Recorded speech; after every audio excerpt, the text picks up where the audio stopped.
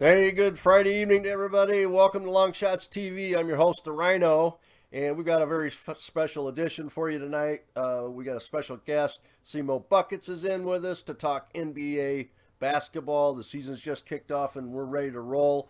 CMo is the expert, and we trust his judgment on things, and we go to him for advice. So welcome in, CMo. How you doing tonight, man? Doing good, man. It's a Friday. I am. It has been a long week, and I know everyone's excited for basketball, but for us who are insiders, I mean, this is kind of a breathe situation where we can finally just sit back and finally relax and watch some actual basketball instead of doing research for the last couple of months. It's been crazy, man. Right. All right. Well, that's a Yeah. good thing. We've got a few Yeah. games going on already. Cleveland, Toronto. Cleveland's up by what is that? 5-6 right now. Orlando and Detroit's just underway. Indiana and Brooklyn's just underway also, and then there's one, two, three, four, five more games tonight. Yeah. Simo, when you were looking at the beginning of the season and getting your research together, did anything stand out to you about the upcoming season? I think the one thing that is on everyone's mind is obviously the Golden State Warriors when it comes to gambling. When it comes not just gambling, but when it comes to the overall landscape of this team, and I think the one thing a lot of people are missing from the standpoint of just overall perspective of this team is, yes, they are talented as all get up when it comes to their starting rotation, but once you get past guys like Andre Iguodala and Sean Livingston, it just severely drops off. There's nobody there. I mean, you saw it last night. If you watched last night's Clipper and Portland game, you saw a guy like Maurice Spates. You saw a guy like Festus Ezeli, who were on both Portland and Los Angeles. And those two guys were big-time factors on the Golden State Warriors a year ago. And those guys were bottom-rung guys. Now they're main factors within their new team. So you're just kind of anticipating a lot from this Warrior team for people thinking like, Vegas had them originally at like 65 plus, 65 and a half, 66 and a half wins for the season. Right. That's outrageous. I mean, those are obviously numbers that are just trying to spike the general gambler to try and bet the over because people think that they're just going to be so good. I think the problem is, and this is the thing that really I've noticed, and my main key to what I've noticed this offseason and starting of the year, not just because of the Spurs game, but they're going to win their games. They're going to be fine. They're going to win 60. The problem is people thinking that it's just going to be a shoo-in for the NBA Finals. I would disagree. Depth is a huge factor in the playoffs, and this team simply just doesn't have it outside of Sean Livingston and Andre Iguodala. I mean, they got Kevin Durant, Steph Curry, Klay Thompson, Draymond Green. They're great, but outside of that, it's a severe drop-off compared to a year ago. So you don't see them putting up the same kind of numbers that they did last year? Oh no, this team is not going to win 70 games. Look, what we saw last year was absolutely special. We're probably never going to see that again. If a team were to challenge that, it would have to be a lot like an organic growth, like the Warriors did the last 2 or 3 years up till last year, where they really put it all together in the regular season, and then they got to the postseason, and again, their depth just could not quite come through. They had some matchup problems. Their big men got hurt, and you saw them fall off. But for the most part, what you saw last year was unbelievable, and this year it just will not be the same.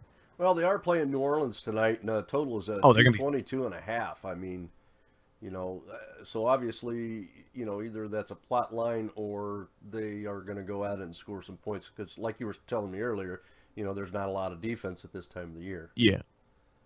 Yeah, no, you're right. The defense is lacking. I mean, you saw it, and you've seen it the last couple of nights. It's been guaranteed over 200 points in pretty much every game except for the Spurs and Kings game last night. Every game has been over 200, and or at 200. It's been pretty much the same all these games at the beginning of the season. And so knowing that if you see a line that is under 200, you have to bet the over. I mean, I'm not a gambling expert by any means, but from the standpoint of seeing these games and knowing what goes on early on in the year, if you see an over-under that's under 200 and you don't take that, that's a joke. I know that the NBA obviously or Vegas definitely puts a lot of their games around like 200, 202, 205, things like that. Right. But if you see a game where you see an offensive juggernaut facing off against another offensive juggernaut and it's a lower than you see, just bet the over all day. All right. Good advice. What about LA? I mean, they were absolutely horrendous last year. Couldn't do anything. Of course, Kobe Bryant leaving. It's the whirlwind tour. So basically, they're playing out the season just for Kobe to, say his goodbyes Right. and have a big show out there. Is there any major changes there? Do we see LA, getting back in it? Got a lot of young talent this year, and are they going to do anything with it? Well, you're not wrong with the Kobe Bryant analysis. This was a Kobe Bryant. The last 24 months has been a Kobe Bryant. Just get him his due and give him his respects. I mean, that's all it was the last 2 years. That's why they crafted the roster around him that they could, so that they could at least have him shell out and be who he was.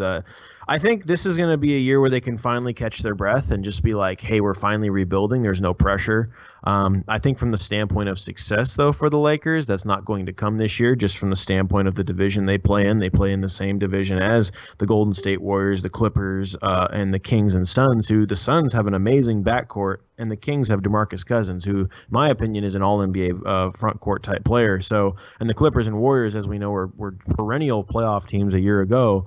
And the Lakers are just they're at a point where right now they're at the bottom, and all they can do is go up at this point. They're going to improve from a year ago. They're not going to win 16, 17 games like a year ago. They're definitely going to be in that 20-win range, but to people think that they're going to win 30 or more, that's a little outlandish. Now, if they win 30, I wouldn't be shocked because of Luke Walton and his success, but to say that they're going to win 40 and get into that playoff conversation, that we got to hold back on that. Now, again, it's a whole new team. It's a whole new atmosphere and level of success for them that they'll be seeing, knowing that they don't have any pressure with Kobe Bryant. But I think for the most part, just tone down the excitement for the Lakers, at least for this year, and see how it plays out. And then as the year moves on, and by the time we get into next year, that's when we'll really know what this team's going to look like. All right. Now, of course, we couldn't. We'd be remiss if we didn't talk about Cleveland, of course, the defending champ. They got their rings the other night, and it was a great night in Cleveland because of Game 2 of the World Series as well going on. Is Cleveland going to have the kind of performance year like they did last year? Are they going to be better? Are they going to be a little worse? I think that the Cavs, from the standpoint of pressure, have none now. And that's a scary look. If you come in off a championship, and it's kind of like the Warriors from a year ago. Now, they're not going to win 70 games. Don't think I'm crazy when I say this. I don't think they're going to change much when it comes to the regular season. Right. But when it comes to their postseason success, this Cavalier team has nothing but loose limbs now. This team has no pressure from the neck down. No one's freaking out about getting to the championship. LeBron has no pressure to do anything anymore when it comes to this team. And this is pretty much the same team coming back this year. And it's the third year of this entire group altogether. And knowing that, they're going to be a team if LeBron keeps up his play that he has. They're going to be fine, and they're going to defend their Eastern Conference crown. They're going to be back in the NBA Finals. I just don't see how anyone else could see that unless, again, a significant injury or crazy trade happens in the Boston were to get someone crazy. Like what if the Warriors situation didn't work and Kevin Durant went to Boston? That I would be like, okay, Boston may take the crown, but unless something crazy happens and unless things just change rapidly, this Cavalier team is all set up to go back to the finals in June of 2017. Right. Now, Dwayne Wade goes to the Bulls. Yep. This is a big deal over there. Do you think he's going to help them at all? I think the Chicago Bulls, the only real problem they have in transition, they're scary. For those of you that aren't familiar with the word in transition or whatnot, when this team is running, don't get in a running game with the Chicago Bulls because Rondo is scary in transition. You have Dwayne Wade, who historically when he was with LeBron James and obviously in his past when he was much faster and younger, is scary in transition. And obviously Jimmy Butler's young, and then the rest of that team is built to run. They're scary, and defensively they're scary. The only problem they have, and they're going to have all season unless they find a way to mix in some of the bigger guys like Nikola Mirotic, they don't have a shooting strength unless like Dwayne Wade did last night where he shot he made 4 threes.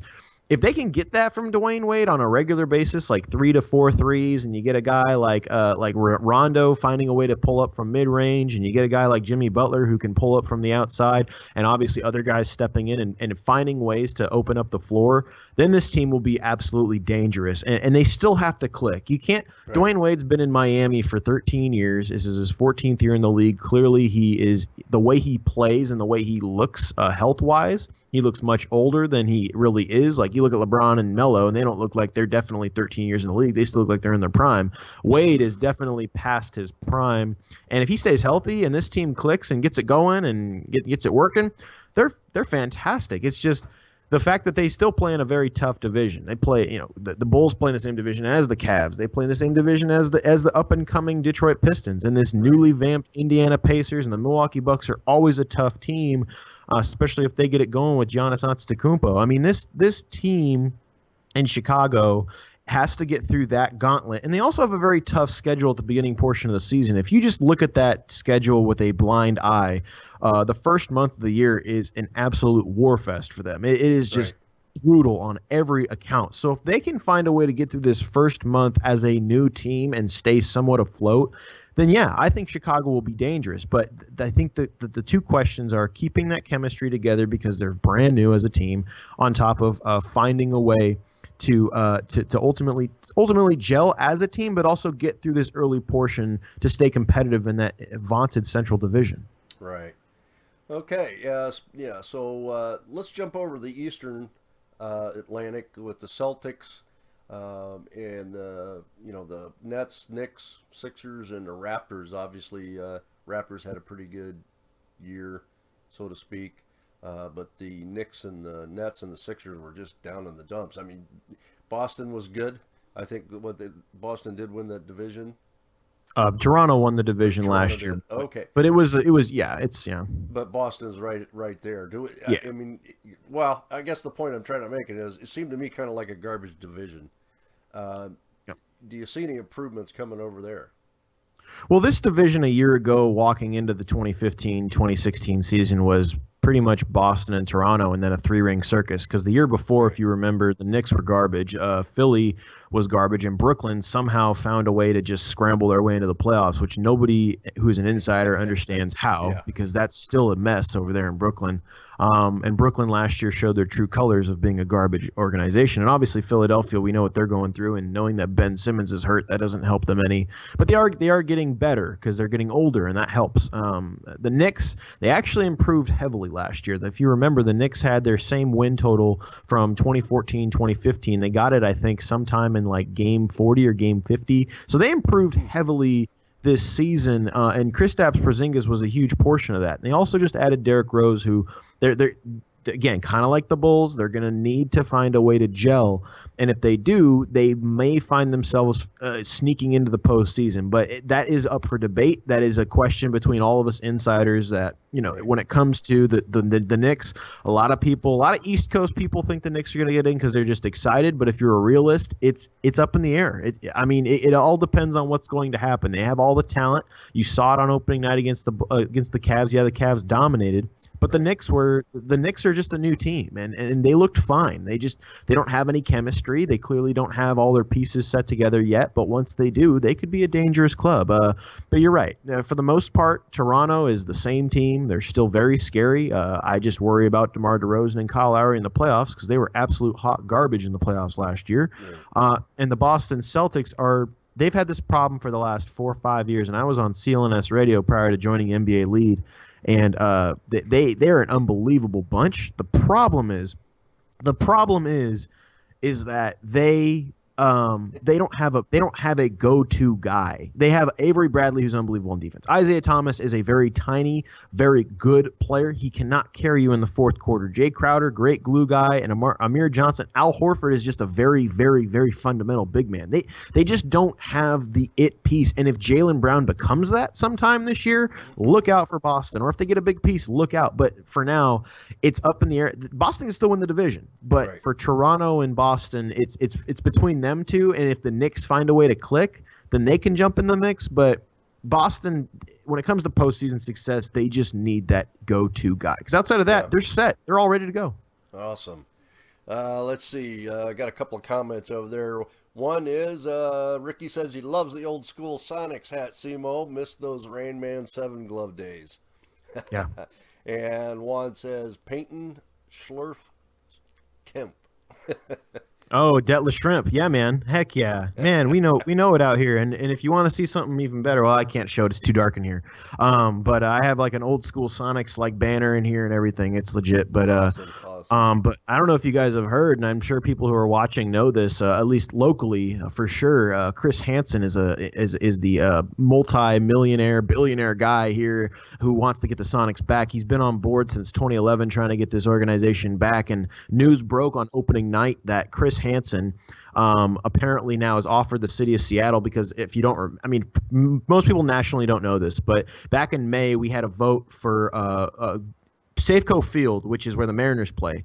The same city and the same district of that city is the Soto district, where a lot of businesses incorporate themselves, and the Seattle Sonics are actually have a lot of land scaped out for the Chris Hansen does, sorry, and he's the guy who's trying to get the Sonics back, and that is right next to Safeco Field. And so what's happening is the vote went down 4-5. It was Wow. no vote.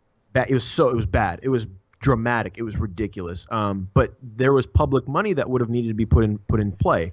Do the fans there just not want a team, Simo? No, this has been I would honestly say since about 2010, it's been we want them back. I think a lot of people were discouraged after 2007 or 2008 when they left. I think a lot of fans were discouraged with the ultimate circumstance because it's just a really deep situation. But Right. a lot of fans were discouraged, and I think a lot of people were turned off for about 3 years. Then around 2010, 2011, it was like, look how good the Thunder are. That could have been here, And I think that really jump-started a lot of people. There's always been diehard fans here in Seattle. I'm a Spurs fan, but I supported the Sonics when they were here.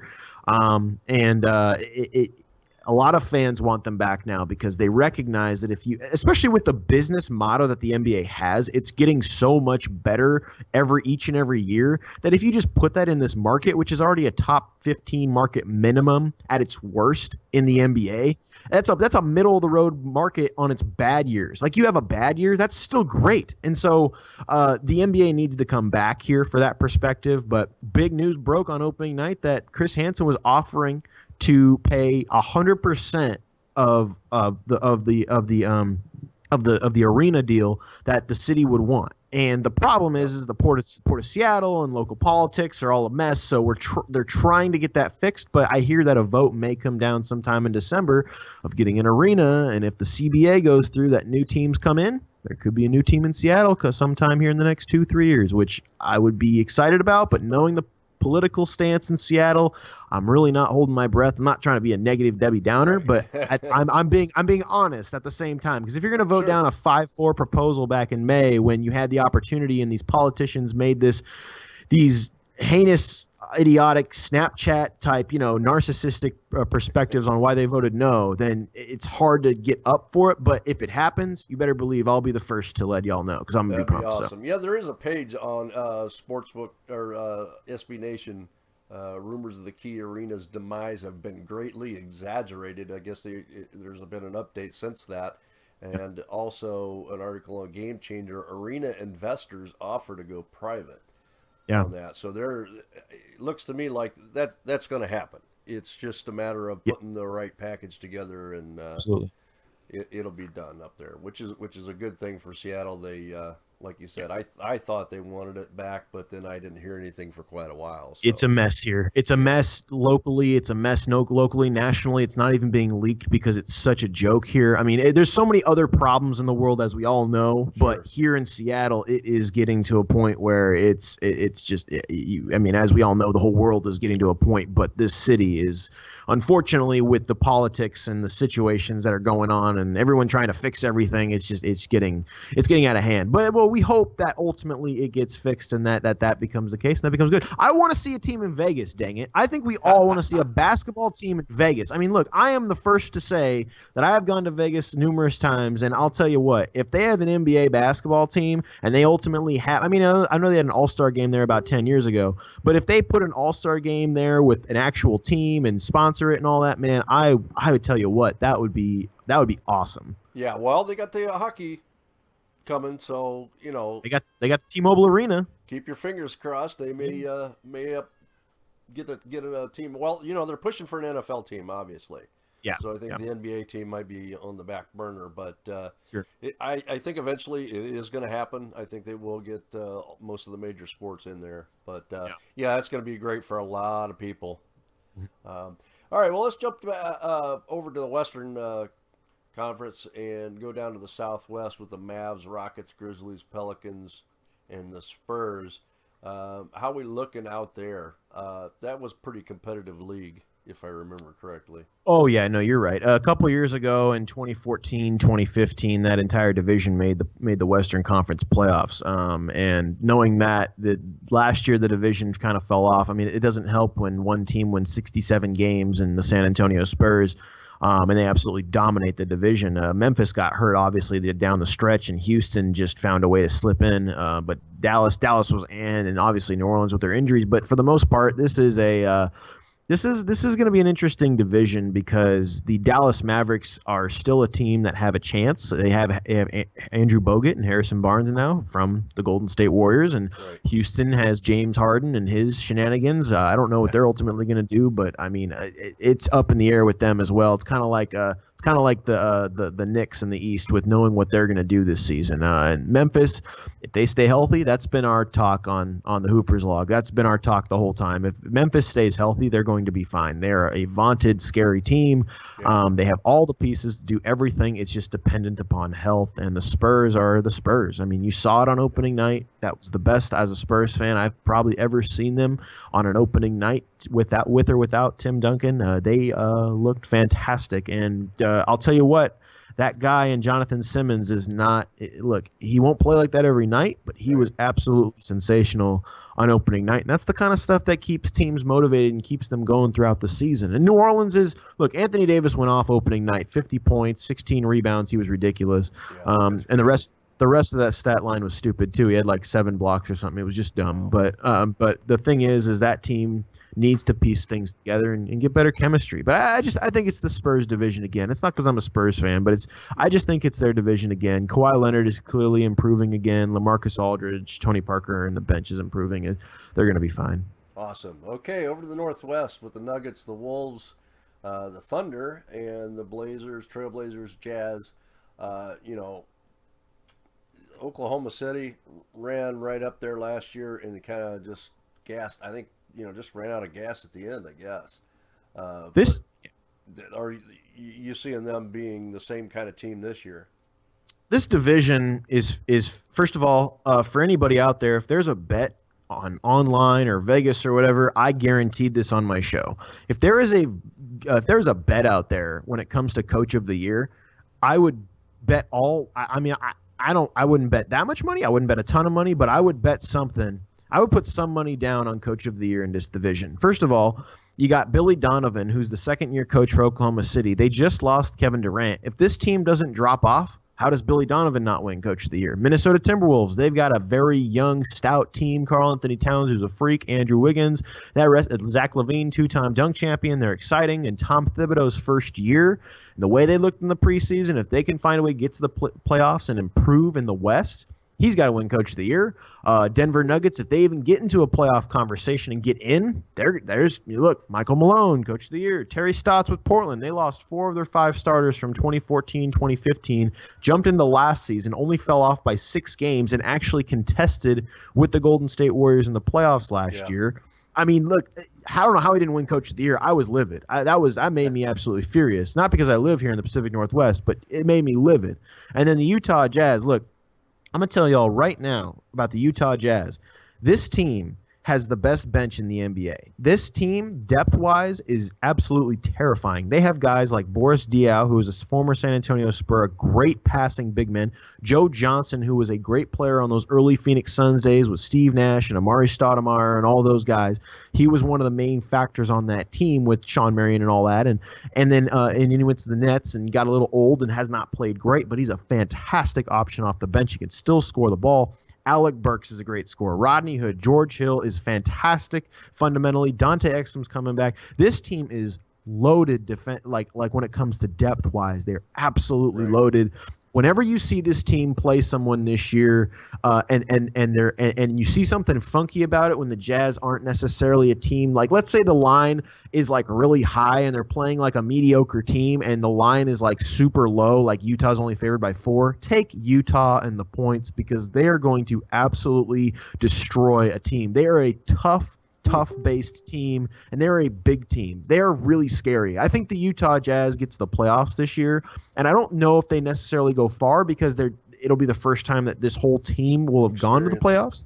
Exactly. But when it comes to regular season betting, take this team all day long early on in the year when you can, because by the time we get to February, I could see this team being favored by 8 or 9 points in most games because they're going to absolutely run teams out of the building from the standpoint of toughness because they're a tough team. All right. I think ultimately, though, the Northwest Division, it's going to be run by Portland. Portland is going to be unbelievable. Damian Lillard is in the MVP discussion, but look out for Utah for sure. Awesome. So there's a little bit of a nugget of wisdom there for the sports bettors. Let's jump over to the Pacific. Warriors, obviously. Clippers, Lakers, Suns, and Kings.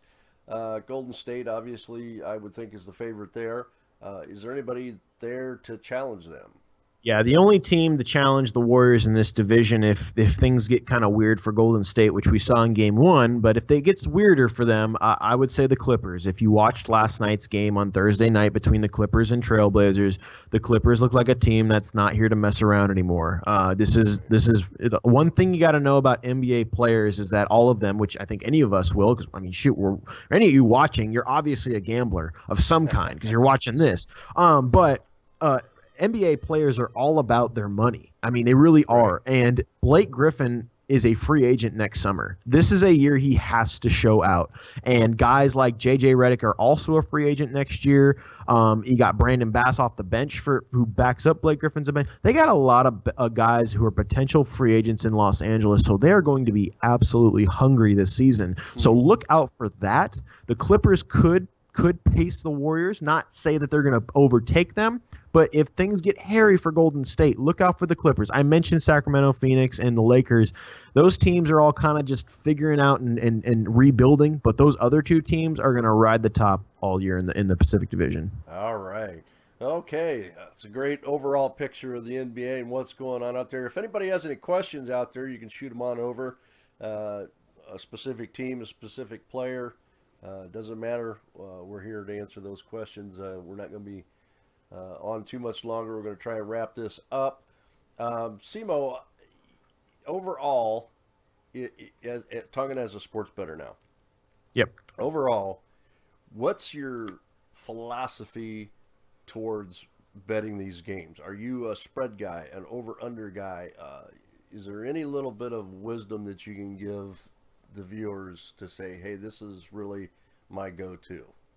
I think my go-to is the NBA is a funky betting thing because there's certain times of the year where you would bet one way and then there's a certain time of the year you'll bet another way. Like playoffs, you're going to bet way differently than you would in a middle of December basketball game. That's just the fact. You're going to look at the spread differently. You're going to analyze it differently. Early on right now, what I would do is I would look at some of these games and really do your research on teams and just knowledge of knowing what guys do on certain teams and look at the spread. I look at the spread. I'm a spread guy. If I see a spread that is ridiculous, like opening night, I didn't do well on opening night, but I saw Golden State was favored by 9, knowing how much press Golden State was getting. I would have said take the 9 because I think they would have dominated. Like when you see things that are obvious, generally take them. You will most likely win if it's obvious. If it's not obvious and it's hairy, take the opposite side. Like just because as we know, Vegas loves to do this thing, and the spreads love to do this thing where they love to tease you and they love to make you think. And the moment they start doing that, just go the opposite way, and then just kind of hang back. Don't put a lot of money on it. If you got a parlay going, just say, hey, I'm going to take this opposite. Like if you got 2 parlays that you think are already good out of the 3, take the third one and just say, hey, that one looks kind of weird. I'm going to go the opposite way on that and let it ride. I mean, that's what I do. I think for a perfect example tonight, you got Golden State favored by 11.5 or 12, depending on the book, at New Orleans. I mean, early season like that, I think that's a good place to take the home dog. Yeah, I agree. I mean, just take New Orleans and the points and see what happens. I mean, if New Orleans loses, look, if they lose by 10, you still got money. I mean, that's kind of what it comes down to. And I honestly think, in my personal opinion with that game, I can easily see the Golden State Warriors coming out and absolutely just crushing them, knowing that they got embarrassed on national TV. But at the same revenge there. Right, but at the same time, knowing what you saw on opening night, do you really feel confident giving them 11.5 points on the road after they just got crushed? Granted, the Spurs are good. Right. But New Orleans, after what Anthony Davis just did, and knowing that Golden State has nothing down low in the paint, I think Anthony Davis might go off again tonight. And even if they lose, they're going to lose by 6-7 points. That's money. That's easy money right there. Yeah, I agree. Got a couple of questions over there. Coming from Florida, man, when you get to the Southeast Division, CMO, what do you think about my Magic? Oh, man, a Magic question, really? You're going to do this to me? Sorry. Look, here's the thing. Well, no. It's not a bad thing. It's just from the standpoint of I am so frustrated with this Orlando Magic organization. Look, this is what they had going into last season. They had Elfrid Payton, they had Victor Oladipo, they had Tobias Harris, and they had Aaron Gordon, and they had Nikola Vucevic. They're set up for the future. That team was absolutely set up for the future. And then what do they do in the draft this last draft during the summer? What do? They trade literally the entire farm for Serge Ibaka. Are you serious? Like, you had everything set up, and Victor Oladipo was just coming into his own as an offensive threat. He was a great defender already, perimeter defender, and then you get rid of him. And I don't have a knock against Evan Fournier. I think he's fantastic. But Elfrid Payton now really – look, he was developing with Victor, and now that's gone. I love Aaron Gordon. I love their bench. Mario Hezonja is going to step up this year. Serge Ibaka is a great defender, but – he's a free agent next year. He is not going back to Orlando unless they just come out of nowhere and dominate. But in all reality, I think this Orlando team took a step back. I love Frank Vogel, though. Don't get me wrong. If that guy can implement his culture like he did in Indiana, this team will be competitive and tough this year. But for the most part, look, trading that roster, if they would have just kept the roster the same and then brought in Frank Vogel, I would sit back and say, man, 45 wins is an easy opportunity, but knowing that they just got rid of everybody and messed up that chemistry, man, if they win 30 games, that's a win for them. It's right. Tough out in Orlando. All right. Got another comment there. Shout out to my Aussie baller, Dante Exum. I used to watch your old man play ball for my hometown, Geelong Supercats, when I was a kid. Funny the path life takes. All right. All right, guys, thanks for the questions and comments. I appreciate it. We'd like to get you guys as much involved as possible. Hopefully, when we have our next show here, we will implement our Long Shots TV Play of the Week for the NBA. And hopefully, we'll be able to get some advice from CMO on that to make sure we're making the right picks on this. So looking forward to that. All right, CMO, it's been great talking to you tonight. Absolutely. A lot of good knowledge. Look forward to talking to you again real soon. We're going to hopefully do this on a weekly basis and put together a roundtable as well where we can all sit and talk a little bit about the games and see what's going on out there and get everybody involved. So, Sounds great. Look forward to talking to you next time, guys. Thanks a lot for joining Long Shots TV. Remember to take a shot with Long Shots because we are the game. Even get to bronze.